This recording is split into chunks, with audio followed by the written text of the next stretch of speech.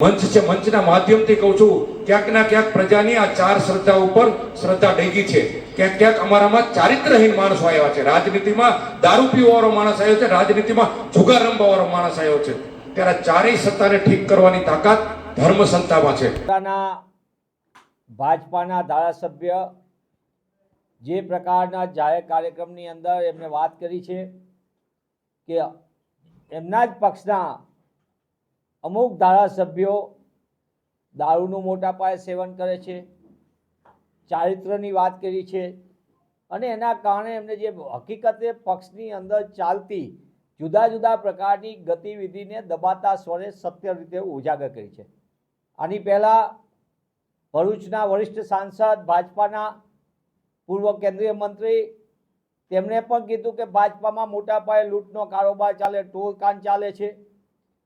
ગઈકાલે ઉત્તર પ્રદેશના રાજ્યપાલ અને ગુજરાતના પૂર્વ મુખ્યમંત્રી આનંદીબેને પણ આ વાત કીધી કે ગુજરાતમાં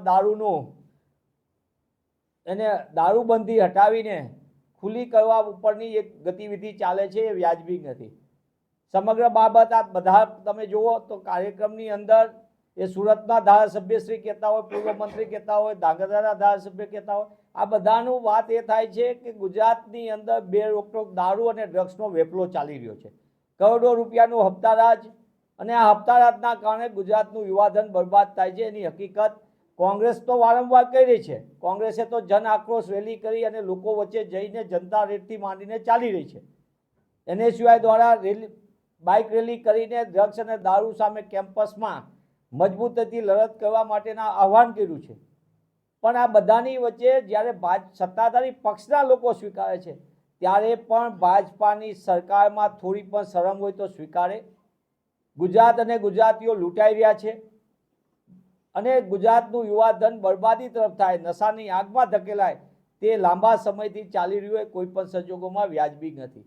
ત્યારે રાજ્યના મુખ્યમંત્રીશ્રી અને ગૃહમંત્રીશ્રી મોટી મોટી જાહેરાતને મોટા મોટા કાર્યક્રમ કરીને બીજી બધી સુફિયાની વાતો કરવાના બદલે ગુજરાતમાં નશાબંધીના કાયદાની કડક અમલવારી કરે, ગુજરાત અને ગુજરાતીઓ લૂંટાઈ રહ્યા છે તેના ઉપર રોક લગાવે, ગુજરાતમાં અસામાજિક તત્વોને રાજકીય આશ્રય અપાઈ રહ્યો છે એના ઉપર રોક લગાવે, તો જ ગુજરાત અને ગુજરાતીઓને બચાવી શકાશે અને ગુજરાત સાચા અર્થમાં ગતિશીલ ને પ્રગતિશીલ બનશે.